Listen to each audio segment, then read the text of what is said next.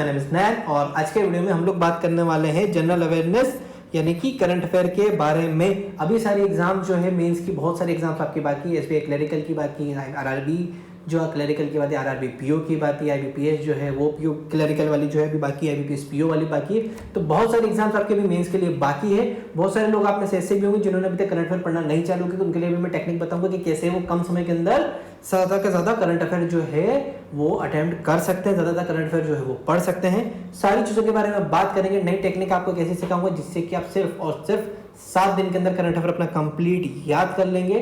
तो उसके बारे में भी हम लोग बात करेंगे, तो वीडियो को आप लोग एंड तक जरूर देखना। चलिए वीडियो को स्टार्ट करते हैं। ठीक है, बात करते हैं हम क्या क्या कवर करेंगे। सबसे पहले हम बात करते हैं सबसे पहले होम टू फॉलो, किसको फॉलो करना चाहिए आपको, कैसे आपको पढ़ना है, विच टॉपिक्स हैव मैक्सिमम वेटेज, कौन से टॉपिक्स का मैक्सिमम वेटेज है जिनसे कि एग्जाम के अंदर क्वेश्चन बनते हैं। ठीक है, विच टाइप ऑफ क्वेश्चन, किस टाइप के क्वेश्चंस एग्जाम में पूछे जाते हैं उनके ऊपर भी डिटेल में हम लोग बात करेंगे। ठीक है, तो हाउ टू रीड की बात करें तो 3 तरीके से जो है करंट अफेयर पढ़े जाते हैं। सबसे पहले डेली, वीकली और उसका थर्ड का मंथली।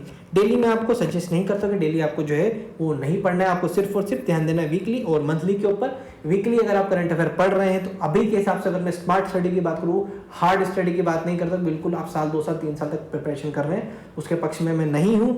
अगर मैं आपको बताऊँ शॉर्ट के अंदर तो वीकली जो है आपको अगर करंट अफेयर पढ़ना है तो 2 दिन के अंदर आपको पूरे वीक का करंट अफेयर पढ़ के खत्म कर देना है। और मंथली की बात करूँ तो 7 से 8 दिन के अंदर आपको पूरा का पूरा करंट अफेयर पढ़ के खत्म कर देना है। अब आप में से बहुत सारे लोग ये सोच रहे होंगे कि सर 7 से 8 दिन के अंदर करंट अफेयर पढ़ना इम्पॉसिबल है, क्योंकि डेली इतना लंबे लंबे लेक्चर्स होते हैं वीडियो के, आपको 30 दिन के अंदर 30 आपको पढ़ाया जाता है पूरा महीने का।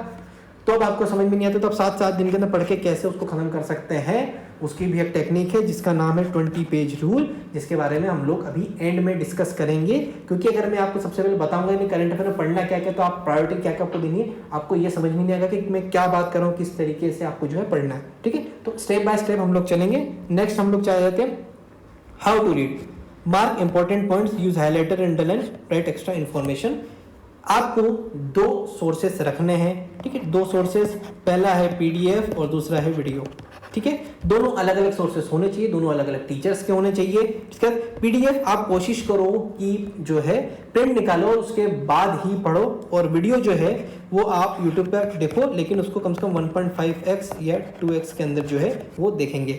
मैं आपको सजेस्ट करूंगा कि आप पीडीएफ फोन के अंदर ना पढ़े, क्योंकि फोन्स के अंदर होते हैं डिस्ट्रैक्शन। आपको एक मैसेज आएगा, एक नोटिफिकेशन आएगी, आप वहीं पे डाइवर्ट हो जाएंगे, आपकी पढ़ाई बिल्कुल भी नहीं हो पाएगी और आंखों के लिए भी ठीक नहीं होता है। तो कोशिश ये करें कि पीडीएफ को प्रिंट कर ले और उसके बाद उसको आराम से पढ़ें। आप उसके अंदर इंपॉर्टेंट पॉइंट्स मार्क कर सकते हैं, हाईलाइटर यूज कर सकते हैं, अंडरलाइन कर सकते हैं, कुछ भी कीजिए, थोड़ा सा उसको इंटरैक्टिव बनाइए, उसको प्लेन मत रहने दीजिए बिल्कुल कि जैसा लगे कि बिल्कुल उसे छुआ ही नहीं है। ठीक है, ये सब चीज करने से होगा क्या, ये सब चीज करने से आपके अंदर एक कॉन्फिडेंस आएगा। जब आप उसका रिवीजन करेंगे, मान लो एग्जाम आने वाली है, एग्जाम के मान लो कि 10 दिन पहले, 5 दिन पहले आपने उस चीज का रिवीजन, सितंबर, अगर मान लो कि अगस्त, अगर मैंने अपना अगस्त का करंट अफेयर पढ़ा हुआ तो उसका आप रिवीजन करने के लिए गए, आपने देखा कि मैंने जो इंपॉर्टेंट पॉइंट्स मार्क करके रखे, अंडरलाइन करके रखे, हाईलाइट करके रखा हुआ, कुछ एक्स्ट्रा इन्फॉर्मेशंस भी मैंने वहां पे लिखी हुई है। अगर आपको जो वहां पे ऐसा देखेंगे तो आपको खुद को कॉन्फिडेंस आएगा कि नहीं, मैंने ये चीज पढ़ी हुई है, मैं इसमें कॉन्फिडेंट रहूंगा। आपको एग्जाम के समय पे कॉन्फिडेंस की ही सबसे ज्यादा जरूरत होती है। तो कॉन्फिडेंस अगर आपको आ गया आपके करंट अफेयर के ऊपर, कंग्रेचुलेशन, आप आराम से सिलेक्टेड हो जाएंगे। ठीक है, नेक्स्ट इसके बारे में बात करें, वेटेज के बारे में बात करते हैं। वेटेज किसका सबसे ज्यादा है, वेटेज किसका सबसे कम है, तो ये मैंने वेटेज के डिसेंडिंग ऑर्डर के अंदर जो है जमा है। सबसे ऊपर जो है उनका सबसे ज्यादा वेटेज है, सबसे नीचे जो है उनका सबसे कम वेटेज है। जैसे बैंकिंग होने का सबसे ज्यादा था, फिर जो है नेशनल अफेयर का, करंट स्टैटिक का, उसके बाद इसका अवार्ड्स एंड रिकॉग्निशन, स्पोर्ट्स का, economy, business, appointment, designation, important days, defence, ranking and reports, international current affair और बैंकिंग स्टैटिक। बैंकिंग स्टैटिक जो है वो जनरली नहीं पूछा जाता एग्जाम के अंदर, लेकिन बैंकिंग स्टैटिक का काम ये होता है कि आपको जब तक बैंकिंग स्टैटिक समझ में अच्छे से नहीं आएगा तब तक आपको करंट अफेयर भी उतने अच्छे तरीके से समझ में नहीं आएगा। बोलेंगे सर मुझे करंट अफेयर समझ में ही नहीं आता है। बहुत सारे बच्चे बोलते हैं सर हमको करंट अफेयर ही समझ में नहीं आता है, जबकि करंट अफेयर एक न्यूज है, फिर क्यों समझ में नहीं आया? वो इसीलिए नहीं आ रहा क्योंकि उन्होंने बैंकिंग स्टैटिक ये कि बैंकिंग अवेयरनेस वो नहीं पढ़ी है। तो इसलिए बैंकिंग अवेयरनेस के लिए मैं आपके लिए फ्री में यूट्यूब के ऊपर लेक्चर्स लेने आने वाला हूँ, जिसके अंदर शॉर्ट एंड स्वीट तरीके से हम लोग, और थोड़ी सी स्पीड में चलेंगे हम लोग, इतना धीरे धीरे नहीं करेंगे, थोड़ा सी स्पीड में चलेंगे। 10 से 15 लेक्चर के अंदर आपका पूरा बैंकिंग स्टैटिक यानी कि बैंकिंग अवेयरनेस में पूरा का पूरा खत्म कर दूंगा। ठीक है, तो अगर आप वीडियोस वाले देखना चाहते हैं तो चैनल को आप लोग सब्सक्राइब करके जरूर रखेंगे। ठीक है, नेक्स्ट चीज हुआ जाती है, अब न्यूज के बारे में हम लोग बात कर लेते हैं। अभी हमने देख लिया कि आपको कौन कौन से न्यूज़ आते हैं। अब इन न्यूज़ के अंदर भी आपको क्या क्या पढ़ना है, इंपॉर्टेंट क्या है वो तो आपको पता होना चाहिए। न्यूज़ तो बहुत सारी मिलेगी, आपको 300 पेज की पीडीएफ भी मिलेगी, 500 पेज की पीडीएफ भी मिलेगी, 50 पेज की मिलेगी। आपके काम का क्या है वो कैसे आपको पता चलेगा, उसके बारे में भी हम लोग अभी बात करेंगे। ठीक है, काम का क्या क्या उसके बारे में बात करें तो अगर नेशनल और इंटरनेशनल न्यूज़ की बात करें तो वेरी वास्ट टॉपिक है, बहुत बड़ा टॉपिक होता है। नेशनल इंटरनेशनल काफ़ी चीज़ें, अभी जो रिसेंट सिनेरियो जो चल रहे हैं इसके अंदर बहुत सारी चीज़ें जो है नेशनल और इंटरनेशनल दोनों जगह पे बहुत सारी चीज़ें चल रही है, काफ़ी ज़्यादा उठापटक चल रही है। ठीक है, तो इसमें हमारे लिए इंपॉर्टेंट क्या है, कैबिनेट अप्रूवल्स आपके लिए बहुत ज्यादा इंपॉर्टेंट बन जाते हैं, या फिर कोई बिल्डिंग, कोई म्यूजियम, कोई रोड, कोई फैक्ट्री, कोई स्कीम, इनका किसी का भी कोई इनॉग्रेशन होता है, कोई नई टेक्निक से बनाई जाती है, कुछ नई चीजें जो है उसमें ऐड करी जाती है किसी चीज में, तो वो आपके लिए काफी ज्यादा इंपॉर्टेंट जो है वो बन जाता है। फर्स्ट इन इंडिया या वर्ल्ड, कोई भी चीज इंडिया में या वर्ल्ड में पहली बार हो रही है वो आपके लिए काफी ज्यादा इंपॉर्टेंट बन जाती है। Longest, shortest, biggest, tallest, largest in India and world, कोई भी चीजों के अंदर लॉर्जेस्ट, शॉर्टेस्ट, सुपरलेटिव डिग्री अगर किसी चीज के अंदर आपको देखने के लिए मिल गई, कांग्रेचुलेशंस, आपके लिए बहुत ज्यादा इंपॉर्टेंट बन चुका है। इसको आप हाईलाइट कर लो, मार्क कर लो, स्टार कर लो, कुछ भी कर लो, लेकिन उसको याद करके आपको एग्जाम के लिए जाना ही है। थोड़ा सा मैं स्पीड में चल रहा हूँ इस चीज को लेके, क्योंकि वीडियो में जाता हूँ ज्यादा बड़ा ना रहे और आपका टाइम कम वेस्ट हो। अभी मेंस के एग्जाम चल रहे, एग्जाम बिल्कुल लाइन अप में, मेंस का प्री आपके लगातार एग्जाम्स होंगे और मैं इस तरीके से टाइम आपका वेस्ट नहीं करना चाहता हूँ, इसलिए मैं थोड़ा स्पीड के अंदर वीडियो बनाता हूँ। नेक्स्ट चीज, इसका नेशनल और इंटरनेशनल न्यूज की बात करें तो news related to state and union territories, state और यूनियन टेरिटरीज से रिलेटेड जो न्यूज है, कैसी स्टेट ने कुछ स्कीम लॉन्च की है, कुछ इनोग्रेशन किया है वहां के सीएम ने, वो इंपॉर्टेंट हो जाता है। इसके बाद नेशनल और इंटरनेशनल न्यूज के अंदर आपको क्या क्या जाता है, इसके बाद क्या क्या आता है, news related to government scheme, government ने कोई स्कीम लॉन्च की है नहीं, अभी रिसेंटली बहुत सारी स्कीम जो है गवर्नमेंट ने लॉन्च की, रिसेंटली अभी जीएसटी रिफॉर्म्स भी हो तो वो बहुत ज्यादा इंपॉर्टेंट बन जाता है आपके लिए। ठीक है, इसके बाद स्कीम वगैरह, ओल्ड स्कीम जो चल रही है वो भी आपको पढ़ना, न्यू स्कीम जो चल रही है वो भी आपको पढ़ना पड़ेगी, उनका लॉन्च ईयर क्या है, कब वो लॉन्च हुई थी, एलिजिबिलिटी क्राइटेरिया क्या है उसका, किन किन के लिए वो स्कीम टारगेट करती है। इसके बाद मिनिस्ट्री, किस मिनिस्ट्री के अंदर जो है वो स्कीम लॉन्च हुई है, कौन कौन है, जैसे कि अगर मैं बात करूँ स्वनिधि की, स्वनिधि जो है वो सिडबी ने लॉन्च किए, तो उसकी इंप्लीमेंटिंग एजेंसी बोला जाता है, उसको इंप्लीमेंटिंग एजेंसी भी बोल सकते हैं, तो सिडबी जो है उसकी इंप्लीमेंटिंग एजेंसी होगी, तो ये इंप्लीमेंटिंग एजेंसी आ गया। इसके बाद कैरेक्टरिस्टिक्स, उसकी क्या कैरेक्टरिस्टिक्स हैं, क्यों वो लॉन्च की गई, क्या उसमें स्पेशल है। ठीक है, ये सब चीजें आपको जो है याद करनी पड़ेगी, पढ़नी पड़ेगी। तो स्कीम के ऊपर भी मैं डेडिकेटेड वीडियो पूरा आपके लिए लेके आऊंगा, जिसके अंदर सारी स्कीम में आपकी कवर होगा, जो भी एग्जाम से रिलेटेड इंपॉर्टेंट, खास करके जो इंटरव्यू है उसके अंदर भी स्कीम्स काफी ज्यादा पूछी जाती है, तो उसके लिए अगर आप चाहते हैं तो चैनल सब्सक्राइब करके जरूर रख लेंगे।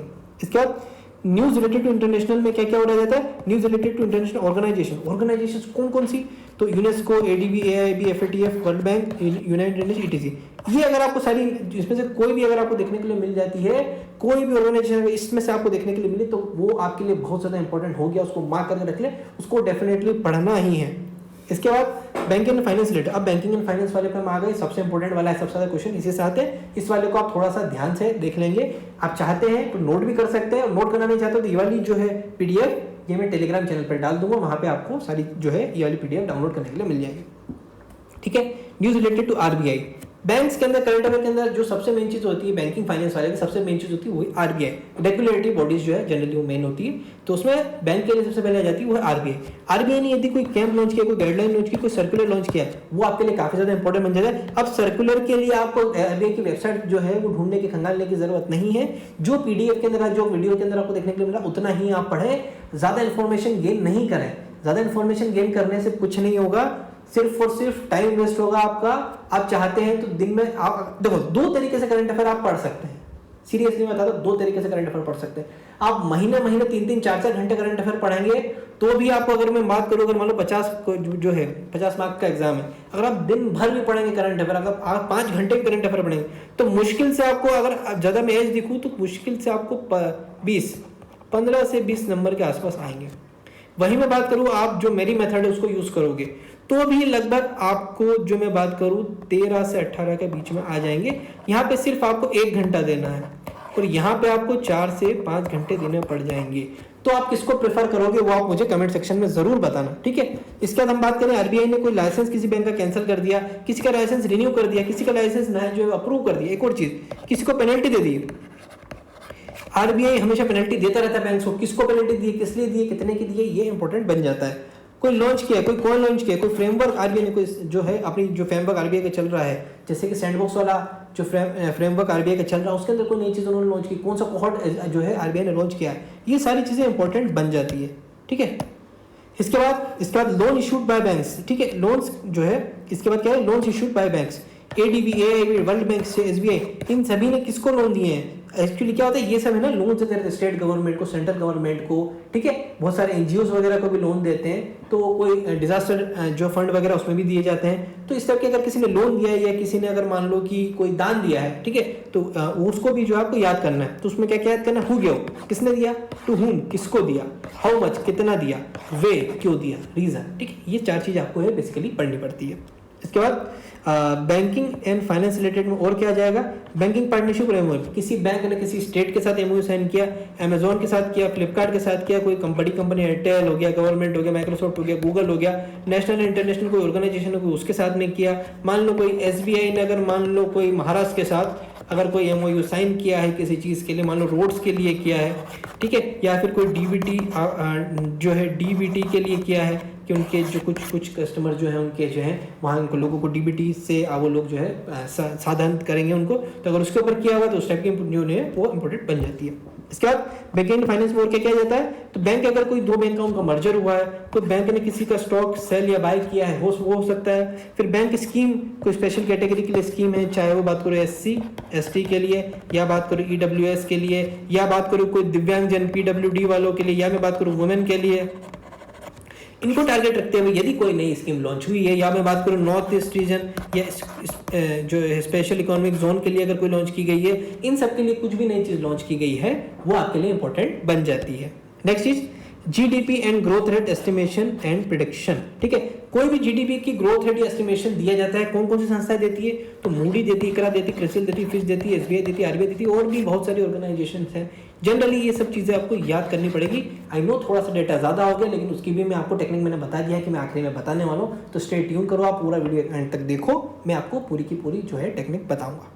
इसके बाद अपॉइंटमेंट एंड डेजिग्नेशन हुई है, बैंक के अंदर कोई चेयरमैन, कोई एमडी, कोई सीईओ बनाया गया है, तो वो आपको याद करना है। इसके बाद नेशनल एंड इंटरनेशनल ऑर्गेनाइजेशंस जो है उनके ऊपर यदि कोई जो है अपॉइंटमेंट हुआ है, कोई इंडियन अपॉइंट हुआ है, तो वो तो बहुत ज़्यादा जरूर बन जाता है। कोई फॉरेन भी हुआ तो वो भी इंपॉर्टेंट होता है, लेकिन कोई इंडियन अगर कोई अपॉइंट हुआ है, अगर कोई इंडियन एडीबी में, AIB, World Bank, FATF, Financial Action Task Force, BRICS के अंदर अगर कोई अपॉइंट हुआ है नया सा, कोई चेयरमैन अपॉइंट हुआ है, कोई स्पेशल कोई जो अपॉइंटमेंट हुआ है, तो वो इंपॉर्टेंट होता है, ठीक है। चीफ मिनिस्टर एंड गवर्नर का कोई अपॉइंटमेंट वहां पे होता है, तो वो भी आपके लिए इंपॉर्टेंट बन जाता है। इसके बाद अवार्ड्स एंड रिकॉग्निशन की बात करें, बैंकिंग वाला जो है लगभग खत्म हो चुका है। अवार्ड्स एंड रिकॉग्निशन की बात करें तो famous award by national international organisation, अगर किसी ने किसी को अवार्ड दिया है तो वो आपके लिए इंपॉर्टेंट बन जाता है। इसके बाद जैसे कि आपको याद कैसे करना, पर्सन नेम आपको याद करना है, कौन सी कंट्री का है वो याद करना है, अवार्ड नेम कौन सा अवार्ड आपको उसको मिला है वो याद करना है, ऑर्गेनाइजेशन कौन सी ऑर्गेनाइजेशन का है ये उसको याद करना है, ठीक है। नेक्स्ट चीज आता है summit event and conferences, summit which are attended by PM. अब समिट बहुत सारे होंगे, इतने समिट होंगे, उसमें कोई रक्षा मंत्री जा रहा है, कोई विदेश मंत्री जाता है, कोई होम मिनिस्टर जा रहा है, इसके बाद बहुत सारे होंगे, कोई चीफ मिनिस्टर कहीं समिट में जा रहा है, ये सब आपको याद नहीं करना है, सिर्फ उससे प्राइम मिनिस्टर नरेंद्र मोदी जी के द्वारा जो अटेम्प्ट किए जा रहे हैं वही आपको याद करने हैं। इंटरनेशनल समिट है, कोई भी इंटरनेशनल समिट यदि इंडिया में हुआ तो वो आपके लिए इंपॉर्टेंट बन जाता है, और अपकमिंग आने वाले जो समिट है इंडिया में होने वाले वो भी इंपॉर्टेंट आपके लिए बन जाते हैं, तो वो भी एक बार पढ़ लेना, ठीक है। इसके बाद रैंकिंग एंड रिपोर्ट की बात करें तो famous report rankings by national international ये आपको याद करनी पड़ती है। इसमें पर्सन या कंट्री का नेम आपको याद करना पड़ेगा, रैंक उसकी याद करनी पड़ेगी, रिपोर्ट कौन सी है और कौन सी ऑर्गेनाइजेशन वो रिपोर्ट देती है वो आपको याद करना। ये 1 2 3 4 ये 4-5 चीजें ही आपको जो है याद करनी पड़ती है। डिफेंस की न्यूज छोड़ दो, लेकिन सिर्फ और सिर्फ उसके अंदर कोई नई टेक्नोलॉजी अगर इंट्रोड्यूस की गई है तो वही वाली चीज आपको पढ़ना है। इसके अलावा आपको दूसरी अगर मिलिट्री एक्सरसाइज की बात करें, मुझे याद नहीं होती थी एक्सरसाइज, इतनी सारी होती थी मैं नहीं पढ़ता था, ठीक है, तो आप भी नहीं पढ़े, बहुत कम क्वेश्चन आते हैं, लिमिटेड, कभी कोई एक आएगा बहुत बड़ी बात हो वैसे नहीं आएगा जनरली। इसका ऐप और वेब पोर्टल, अगर किसी गवर्नमेंट ने फेमस ऑर्गेनाइजेशन ने कोई ऐप या वेब पोर्टल लॉन्च किया है तो वो आपको पढ़ना है, और उसकी टारगेट ऑडियंस क्या है वो आपको सबसे ज़्यादा इंपॉर्टेंट है। टारगेट ऑडियंस कौन सी है वही डिसाइड करती है कि कितना ज़्यादा इंपॉर्टेंट ये बनने वाला है। जैसे कि टारगेट ऑडियंस मैंने आपको बताया थी, SC ST हो गया, OBC हो गया, PWD हो गया, EWS वाले हो गया, नॉर्थ ईस्ट रीजन हो गया, ACZ वाले हो गए, तो बहुत सारे जो है आगे टारगेट ऑडियंस ज़्यादा है वो इंपॉर्टेंट थी, वही आपको बताएगी कि कौन सा इंपॉर्टेंट है कौन सा इंपॉर्टेंट नहीं है।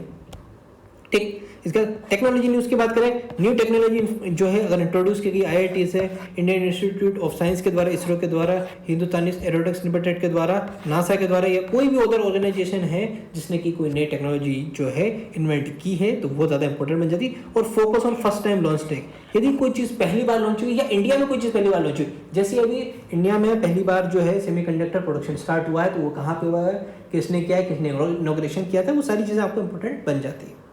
इसके बाद स्पोर्ट्स के बारे में बात करें, स्पोर्ट्स की न्यूज़ में बिल्कुल नहीं पढ़ता था, मुझे नहीं याद होती थी। अगर आपको याद होती तो मैं बता देता हूँ आपको उसमें क्या क्या पढ़ना पड़ता है। उसमें विनर याद करना है आपको, रनर अप जो होता है वो याद करना है, स्पोर्ट कौन सा था, टाइटल कौन सी थी, कैटेगरी कौन सी थी, ये चीज़ बस 4-5 चीज़ें आपको एक लाइन में जैसे मैंने लिखी है वैसे याद करना है।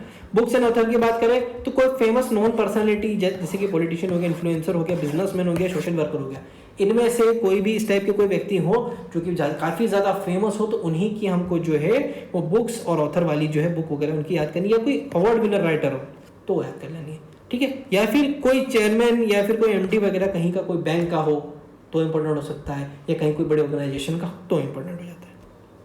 नेक्स्ट ऑबिचुअरीज नहीं पढ़ना है, कोई ज़रूरत नहीं है। इंपॉर्टेंट डेज आपको वही पढ़ना है जो कि किसी थीम के साथ है। इंपॉर्टेंट डेज वही पढ़ना है जो कि किसी थीम के साथ है। विदाउट थीम वाले इंपॉर्टेंट डेज पढ़ने की कोई ज़रूरत नहीं है। या फिर वो दिन पढ़ना है, वो डेज पढ़ना है इंपॉर्टेंट जो कि स्पेशल कोई चीज़ उसके समय पे लॉन्च हुई है, वो वाली आपको स्पेशल वाले पढ़ना है, ठीक है, ये चीज़, ठीक है।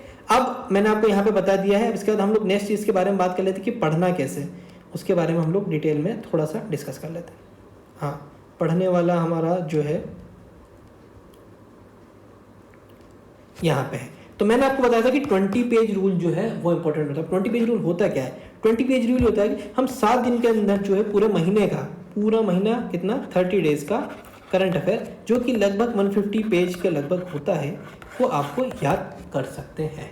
कैसे मैं बताता हूँ। आपको सबसे पहले लिख लेना है 1 2 3 4 5 6 7 7 दिन हो गए। पहले दिन आप उठाएंगे 20 पेज पढ़ेंगे, 150 पेज की PDF है।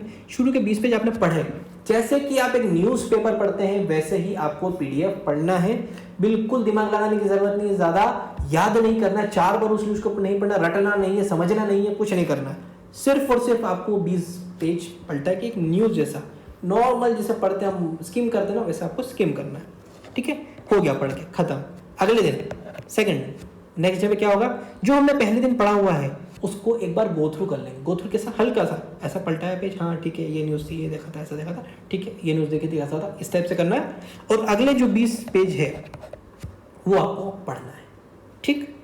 अब थर्ड दिन फिर वही करना है, पहले दिन वाला पेज, ठीक है, पहले दिन वाला, फिर स्किम करके दूसरे दिन वाले पे आएंगे, फिर तीसरे दिन वाले पे आएंगे। तीसरे दिन के 20 पेज हम ठीक ठाक तरीके से पढ़ लेंगे।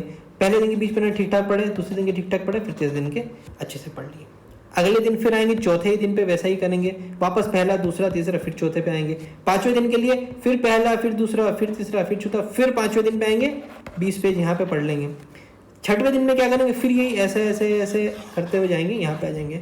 7वें दिन आते आते आपको जो पहले दिन वाला जो रहेगा, जो पहले दिन पढ़ा था, वो आपको 7वें दिन तक 7 बार रिवीजन हो चुका होगा और आपके दिमाग में फोटोजेनिक मेमोरी उस चीज़ की डेवलप हो चुकी होगी कि हाँ ये वाले क्वेश्चन यहाँ पे है, ये वाले जो है जो न्यूज़ वाले, आपको पूरी न्यूज़ जो है वो याद हो चुकी होगी, जबकि आपने इसके लिए कोई ज़्यादा मेहनत नहीं की, सिर्फ और सिर्फ पेज पलटा, हल्का हल्का स्किम करते हुए हल्का हल्का सामने जो है वो पढ़ा, ठीक है। अब इसमें एक और तड़का एक चीज़ का लगा देते हैं कि पहले जो न्यूज़ पढ़ेंगे कौन सी पढ़ेंगे, पहले हम पढ़ेंगे जिसका सबसे ज़्यादा वेटेज है। किसका वेटेज है? Banking and financial news. ये इस टाइप से पढ़ना चालू करेंगे। सबसे पहले बैंकिंग पढ़ेंगे, नेशनल करंट स्टैटिक जीके, ये वाली अगर न्यूज़ हमने पहले से पढ़ना चालू करें तो एक बेनिफिट और हमको मिल जाएगा। वो क्या मिल जाएगा? वो ये मिल जाएगा कि हमारा 7 बार रिवीजन किसका हो जाएगा? बैंकिंग एंड फाइनेंस वाली न्यूज़ का हो जाएगा। 6 बार रिवीजन किसका हो जाएगा? नेशनल और इंटरनेशनल वाली न्यूज़ का हो जाएगा। मतलब जो न्यूज़ सबसे ज़्यादा आती है उसका सबसे ज़्यादा बार रिवीजन, सबसे ज़्यादा बार रिवीजन मतलब उसको सबसे ज़्यादा हमको याद रहेगा एग्जाम के, सबसे ज़्यादा याद रहेगा एग्जाम के अंदर, सबसे ज़्यादा चांसेस ये रहेंगे कि हमसे गलती नहीं होगी। ये होती है 20 पेज रूल। 20 पढ़ेंगे, मोटा 150 पेज की PDF आती है जो लगभग आपकी आराम से इसके अंदर कवर हो जाएगी 7 दिन के अंदर, ठीक है। आपको कैसी लगी ये वाली मेथड, और एक बार आप ट्राई करिएगा इसको। अगर आपको मेथड वर्क करेगी और डेफिनेटली करेगी, ऐसा नहीं करेगी ऐसा हो ही नहीं सकता, डेफिनेटली ये वाली मेथड आपको वर्क करने वाली है, ठीक है। और बैंकिंग अवेयरनेस के बारे में आपको बता दिया कि उसके लिए आप चैनल सब्सक्राइब करके रख लीजिए, 1-2 थोड़े दिन के अंदर उसका वीडियो भी आने वाला है। तो आई होप आपको वीडियो पसंद आया होगा। एक चीज़ हम लोग और इसके अंदर भूल गए हैं, वो है टीचर्स। ठीक है, ओन टू स्टडी टीचर्स के बारे में बात कर लेते हैं। तो टीचर्स के अंदर देखो, दो मैंने आपको जो बोले पीडीएफ और एक इसके बारे में बात करूँ एक वीडियो। तो पीडीएफ के लिए मैं आपको 100% रेकमेंड करूँगा अफेयर क्लाउड, आप पढ़ लो, कोई स्पॉन्सर वीडियो नहीं है ये। अफेयर क्लाउड वाले काफ़ी अच्छा है, मैं भी उनसे पढ़ा हूँ। 150 के पेज के लगभग पीडीएफ होती है, टू द पॉइंट होती है, कंसाइज होती है, लगभग उसी में से सारी चीज़ें फंस जाती है एग्जाम के, तो सारा उसी के अंदर से हो जाता है। और वीडियो की बात करूँ मैं, तो काफ़ी ज़्यादा टीचर है, मैंने जो है गौरव गर्ग सर को फॉलो किया था, आप अभिजीत जो है उनसे अभिजीत सर को फॉलो कर सकते हो, कपिल कटफाल सर है उनको फॉलो कर सकते हो। ठीक है, इसके बाद अड्डा में जो आशीष सर पढ़ाते हैं उनको फॉलो कर सकते हो, और ऑलिव बोर्ड में भी जो एक टीचर पढ़ाते हैं आप उनको भी फॉलो कर सकते हो। तो काफ़ी सारे टीचर्स हैं, ये आपके सहूलियत के ऊपर वीडियो में आपको आप किनको फॉलो करते हो। मैं जनरली गौरव गर्ग सर को फॉलो किया था, और जो अभिजीत सर से मैंने जो है बैंकिंग अवेयरनेस जो है वो पढ़ा था। ठीक है, इसके बाद ये आपको सारी चीज़ हो सकता है मैंने सारी चीज़ बता दी हो। तो आई होप आपको वीडियो पसंद आया होगा। अगर आपको वीडियो पसंद आए तो इस वीडियो को लाइक कीजिए, चैनल को सब्सक्राइब कीजिए, वीडियो को शेयर कीजिए, अपने थॉट्स कमेंट में ज़रूर बताइए कि आपको ये वाली मेथड कैसे लगी, ये वाला वीडियो कैसा लगा, और आप बैंकिंग अवेयरनेस के लेक्चर्स आगे देखना चाहते हैं या नहीं। तो हम मिलते हैं अगले वीडियो में, तब तक के लिए बाय बाय।